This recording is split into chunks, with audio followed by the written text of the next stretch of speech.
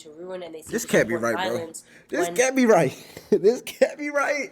A Black Lives Matter co-founder used $840,000 group funds to pay her brother for security services. What?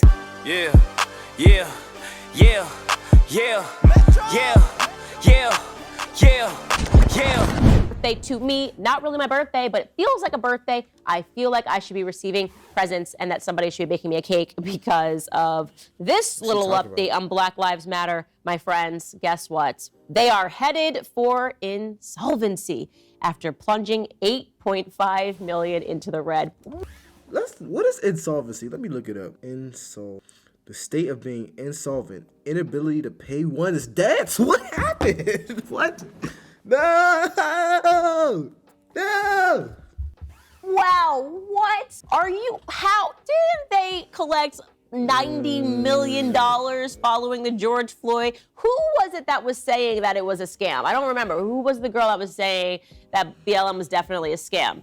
That I don't support the Black Lives Matter movement whatsoever because the Black Lives Matter movement does not support me. I think that a better title for that movement would be Black Deaths Matter. They seem to protest, they seem to rage, and they seem to ruin, and they seem to support violence. This can't be right. This can't be right. No. Something is wrong here, man. Okay. A black person dies. What about when a black person lives? There are tons of black people that are trying to better themselves in their community. There are tons of black people that are disadvantaged by the homes that they are born into and just not having money. These groups do not fund them. They will pay for somebody's funeral, but they will not pay for somebody's college education. You say Black Lives Matter is what? Is a political arm for the Democratic Party. That it's been co-opted. Correct. Patrisse Cullors continues to lie. Black Lives Matter continues to lie. $90 million, of which $21 million apparently went to, according to Black Lives Matter themselves, it went to building the black movement. Like, I don't even know what that means. $25 million going to building a black movement. Apparently, the black movement was Patrisse moving herself, a black woman moving herself into other areas of the communities of people that she claims are oppressing black Americans. She's fearful of white people. White people are so bad. Well, why doesn't she want to live amongst black people? Oh my God, it was me. It was actually me. I was saying that for years. And I got called an Uncle Tom. I got called a coon. I got called all sorts of things. I got called a bed wench. I got called someone that was tap dancing for the white man. And I think what they were really looking for was the phrase that Candace is more intelligent than me and wasn't going to fall for another race hustle. Because that's what Black Lives Matter always was, right? And people that are emotional and are uneducated respond to that, right? They respond to someone saying, the Klansmen are coming back if you don't. Bro, it's no way that it is no way that they're insolvent, bro. It is no way. Bro, how much, after raising $90 million in 20, Black Lives Matter has $42 million. Wait, $42 million in assets. Where's the other? First of all, they have $42 million in assets, but where's the other $50 million? A Black Lives Matter co-founder used $840,000 group funds to pay her brother for security services. What? She paid her brother $840,000 for security? What? According to the tax file, the organization also paid $969,000 for live event design and media production. What in the world? Another $6 million was spent on a studio home. Bro, this is a freaking Ponzi scheme.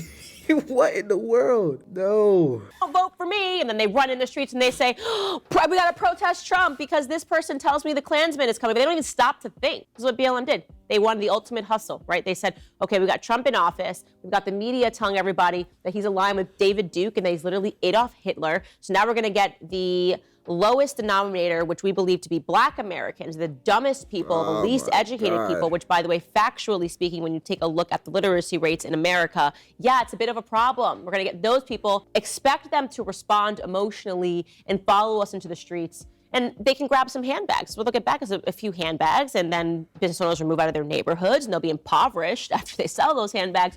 But we're going to give them some fun. And black people just did it. I mean, it was just so dumb. It was embarrassing. It was foolish. I didn't care, not a single minute when I was called a name, because when you're right, you're right, okay? When you are right, you are right. And it pays to just wait and let time settle the dust. And boy, has time done just that.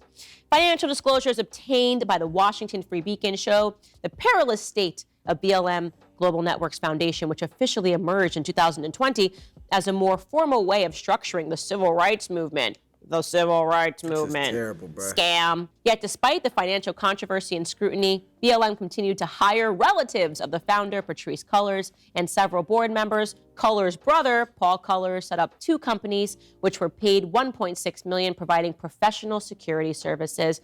Basically, Patrisse Cullors hired all her family, all her friends. She dispersed all of the money to them, and now they're going to leave BLM where it is, dead in the water, because it was never about anything other than hustling white people that feel guilty for being white. They're This is heartbreaking, bro. This is probably the most heartbreaking news I've heard in a long. This is heartbreaking, bro. Because I remember when the movement came out, and they was like saying like we were donating. They had the shirt, the merchandise. I think they even got like a section in a road or something. For them to be insolvent, and yes, I had to look up the definition of insolvent. For them to be insolvent shows that they just blew $90 million. $90 million. First of all, how's a charity insolvent? Anyway, it's heartbreaking because it's like we directly supported you. Like we donated. We said it mattered. We got in arguments. It was a whole thing on social media.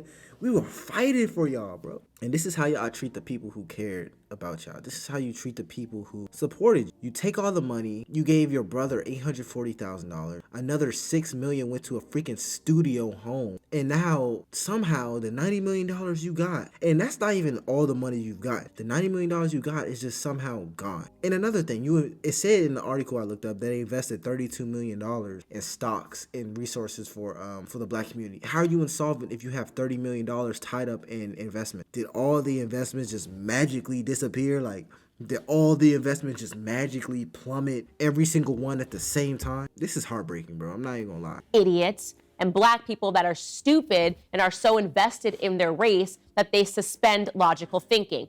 Also, idiots. And I don't feel bad for either of these people, but so if you donated to Black Lives Matter because you were feeling white and guilty, or you're feeling black and stupid, I just don't care. You got what you deserved. So go on, Patrisse, with your big bad self. Enjoy those millionaire houses. Invite me over. Invite me over.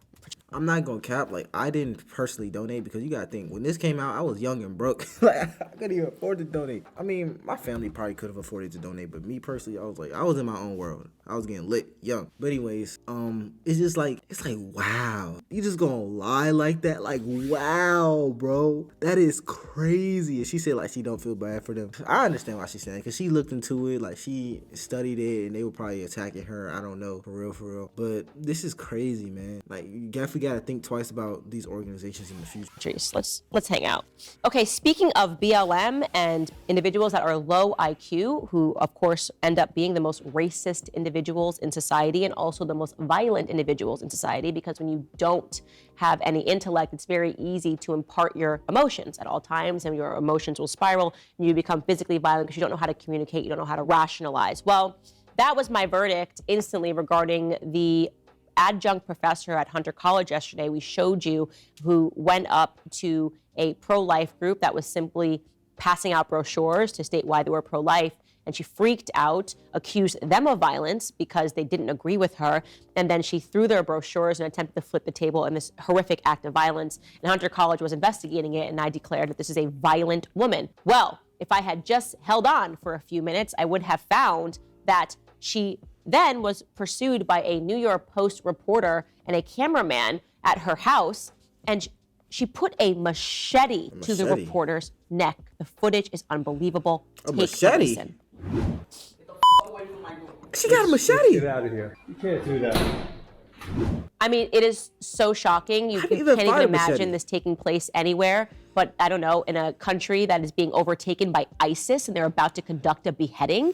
That's what she looks like. She looks like an ISIS soldier, which, by the way, many people, the most radical BLM soldiers, were ISIS soldiers, right? They were willing to go this far. So you kind of begin to peel back this onion and you realize, wait, what the hell is happening? She then followed them outside onto the street with this machete and chased them running. Take a look. There's no way this is happening, bro. There's no way. There's no freaking way. This can't be America. So what you have at first is these two men. They look like they're maybe going to their car, and she's behind them, and she has her hood up, and she has her machete, and she's pursuing the guy particularly that has the camera, right? Because she thinks he's taking photos, not realizing that there's a dashboard camera that's catching all of this. She is chasing him on foot, and then his partner, who I'm assuming is the actual reporter, then chases her away. I mean, this is just unbelievable footage. They're running around the car. She is a machete-wielding maniac, but also an adjunct professor at Hunter College who also taught at NYU. This is terrifying stuff.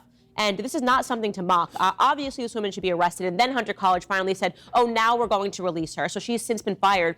But why did it take her wielding a machete to be fired? Right? She should have been fired immediately after she violently attacked those kids who simply had brochures. How did she even make it into the hallways of Hunter College or NYU? Oh, I know. It was another DEI initiative where you have a bunch of criminals that are flying under the radar of diversity, equity, and inclusion, because what you are including are people that are insane, that are uneducated, that are low IQ, okay, and that are going to demand that you let them into those spaces to teach what? Militancy. That is exactly what she was there to teach, okay? Calling herself a professor of the arts. No, she's a complete and utter whack job that should be in prison. Want to know another fun fact about this woman? Shalene Rodriguez, that's her name by the way, is also suing the NYPD, claiming officers abused her when she was arrested in the Bronx during a protest over the murder of George Floyd in June of 2020. Again, I did not have this information yesterday, and none of it surprises me. I made exactly the right prognostications about her, that she's a whack job type BLM protester who is exceedingly violent. And despite her violence, despite having an arrest record with the NYPD, despite the fact that they knew that this individual was a problem and they arrested her, they apprehended this person, she still was allowed to teach in the halls at NYU and Hunter College. She is not the only person that should be fired from Hunter College. The entire ecosystem that ever allowed her into a position to harm children should be fired, right? Whatever it is, it's going to be some DEI office that's looking for unique and artsy individuals with the history of being violent and protesting and standing up for their rights. This is unacceptable, bro. This is absolutely unacceptable. I'm sorry, y'all. I'm having a hard time. I'm not even gonna lie. I'm having a hard time getting through this. Cause everything in here, it's like you want the best for your people. You want everything. You just want everything to turn out good. And it's like the organizations that are supposed to be here for us, the people that are supposed to be here for us, are just full-fledged lying to your face, flat out disrespecting the people that they're supposed to uphold. It's just lying. I'm gonna end this video right here. If y'all have any suggestions, drop them down below.